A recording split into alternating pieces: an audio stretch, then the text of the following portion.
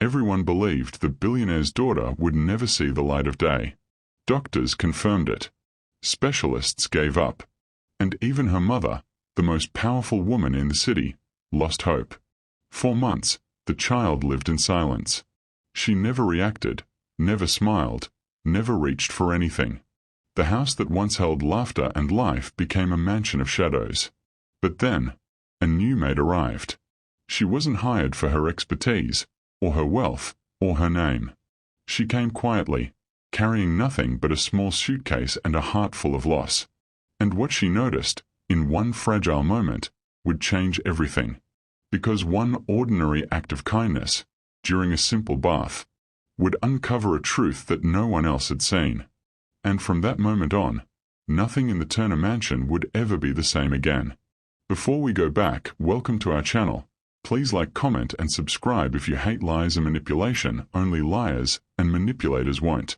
After her husband's sudden death in a private jet crash, Morgana Turner, one of the richest women in the world, disappeared from public life. She retreated into her coastal estate, away from cameras, boardrooms, and people.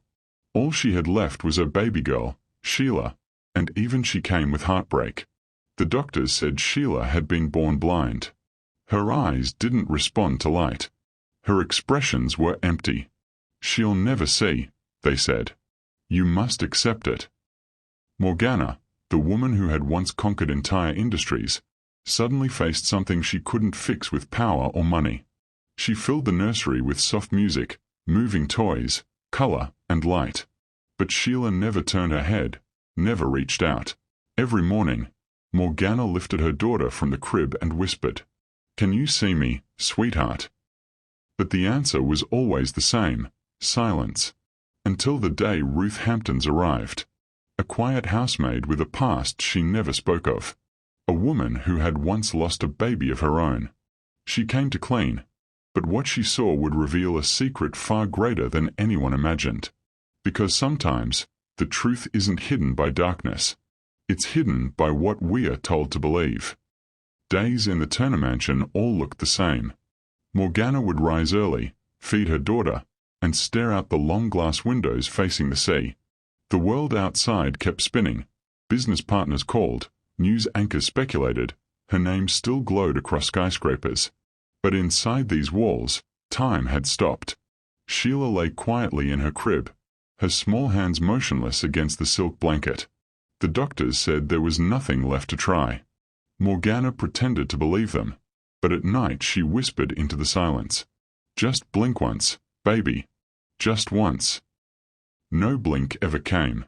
So when the agency sent a new live-in maid, Morgana barely looked up from her desk. She signed the contract without reading the details.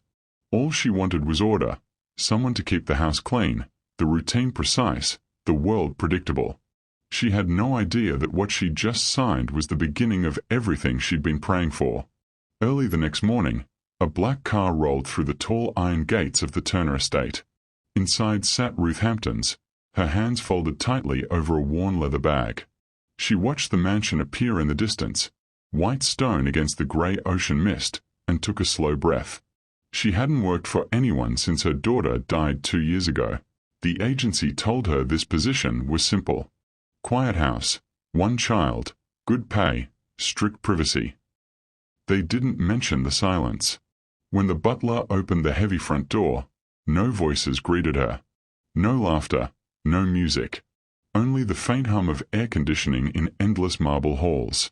Ruth followed him through room after spotless room, each more perfect and lifeless than the last. "Mrs. Turner values routine," the butler said without expression. "Do not speak unless spoken to. The child's medical care is not your concern." Ruth nodded. She had no intention of causing trouble. She came here to work, and to disappear. But as they passed the nursery door, something stopped her. From the corner of her eye, she saw the baby, a small figure wrapped in pale blankets, lying perfectly still. Not sleeping. Not crying. Just staring into the ceiling, as if the world above her was invisible. For a moment, Ruth couldn't move. A quiet ache bloomed in her chest, the same ache she'd felt the night her own baby slipped away without warning. She blinked hard, turned her face from the crib, and forced herself to keep walking. Her quarters were small, a single bed, a narrow window, a wooden dresser that smelled faintly of salt air. Ruth unpacked slowly, a few folded clothes, a framed photo of her daughter, and a worn journal she hadn't opened in months. That evening she began her rounds, polishing surfaces that were already spotless, dusting chandeliers that had never gathered dust. The mansion seemed less like a home and more like a museum of loss. Then she heard it, or rather, didn't hear it. A nursery, but no sound.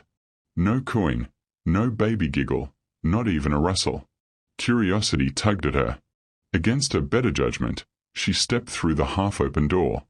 Sheila lay on a white playmat surrounded by untouched toys.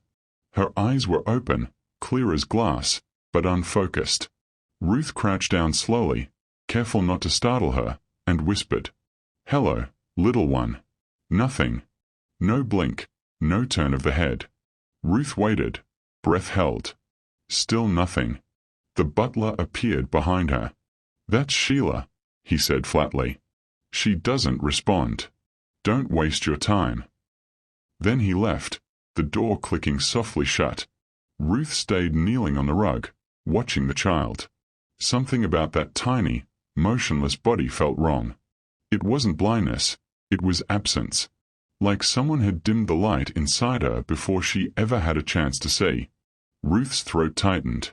She whispered again, mostly to herself, "You poor little thing. What did they do to you?"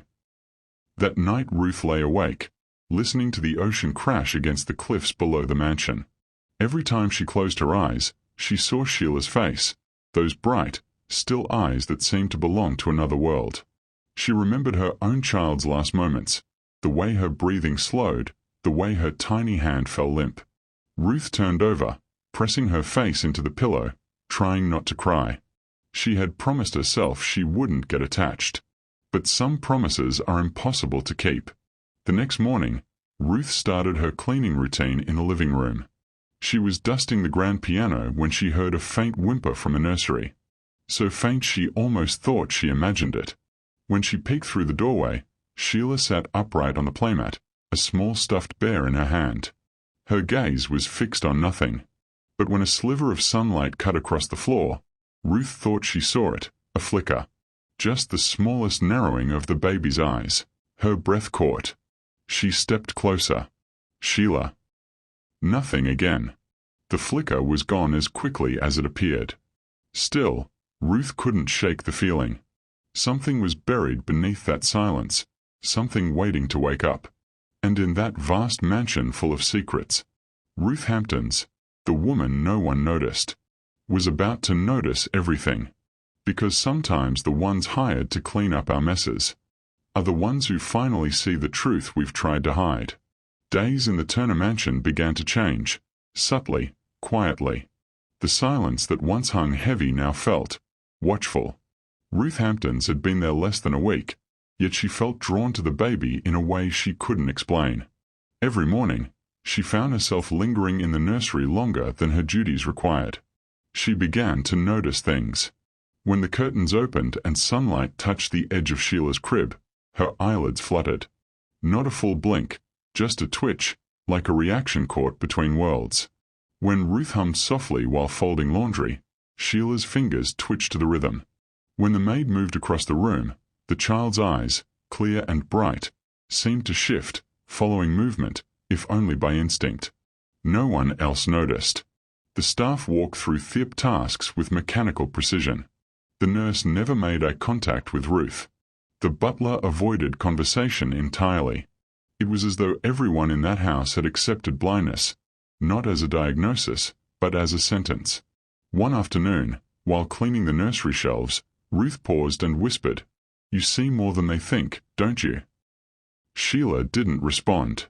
But for a heartbeat, Ruth could have sworn those tiny eyes blinked once, slowly. And that was enough. Because sometimes, the faintest whisper is the loudest sign of life. It happened during a bath. A quiet evening, the sound of ocean wind outside, and the faint hum of water filling the porcelain basin. The nurse had been called away. Morgana was on a conference call upstairs. So it was just Ruth and Sheila.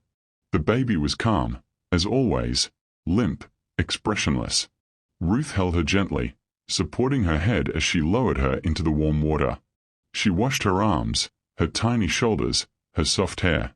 Every motion was careful, rhythmic, and kind. Then, as she wiped a soft sponge across Sheila's forehead, a bubble of foam rolled toward the child's eye.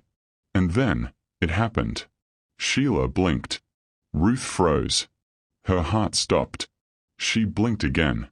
Ruth's breath trembled as she whispered, "Did you see that?" She leaned closer and repeated the gentle motion. Another blink. This time followed by the faintest sound, M. A small hum, a human response. Tears filled Ruth's eyes. For the first time, she wasn't looking at a blank face. She was looking at a baby reacting. That night, she couldn't sleep. She lay in bed, replaying it again and again. The blink, the sound, the spark of life behind those eyes. And she knew deep down, something wasn't right with the story they'd been told. The next morning, Ruth prepared the bath again. Same water. Same soft sponge. Same silence. Her heart raced with cautious hope. She gently brushed the sponge near Sheila's temple, waiting. A blink. Then another. And then, a small voice. Ma. Ruth gasped. The word wasn't perfect. It was broken, babbled, but it was real. The baby's eyes moved, just slightly, following Ruth's face. Her fingers twitched toward the sound of Ruth's voice. Ruth smiled through tears. "You're here, sweetheart. I see you."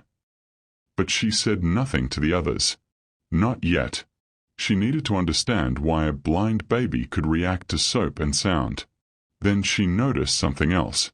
Each afternoon, around noon, the nurse entered the nursery with a small brown bottle. 2 drops in each eye. Sheila never cried, never moved. Ruth asked, "What's that for?" The nurse replied coldly, "Doctor's orders. For comfort." Later that night, Ruth examined the bottle. The label was faded, the expiration date long past. She searched the name on her phone. Her blood ran cold. The medicine wasn't for blindness. It was a light sensitivity suppressant, meant to dull the eyes and reduce visual response. Side effects: blurred vision, delayed pupil reaction, light disorientation. Ruth whispered to herself, trembling, "She's not blind. She's been kept blind." The next afternoon, Morgana came downstairs early. She stopped in the doorway to the living room, her eyes widening. There was Ruth, kneeling beside the bath, her hands trembling as Sheila splashed in the water. And then, in a voice small but clear, the baby said, "Mommy." Morgana froze. The word echoed through the room like a miracle. Ruth turned, startled. "She spoke," she whispered. "She looked at me, and she said." But before she could finish, Sheila turned her head, directly toward her mother. For the first time in her life, Sheila's eyes met Morgana's. The billionaire gasped, hand over her mouth. "She's looking at me." She fell to her knees beside the basin.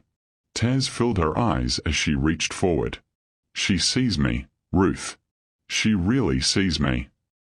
Ruth explained everything: the blinking, the words, the reactions.